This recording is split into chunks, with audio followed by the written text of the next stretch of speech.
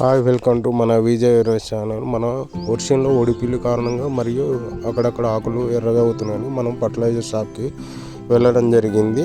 అక్కడికి వెళ్తే వారు ఒడిపిల్లికి సంబంధించిన మందులు ప్లస్ ఆకులు కొనలు ఎర్రగా అవుతున్నాయని దాని తగ్గట్టు మందులు ఇవ్వడం జరిగింది. మొత్తానికి ఒక 5 రకాల మందులు ఇవ్వడం జరిగింది.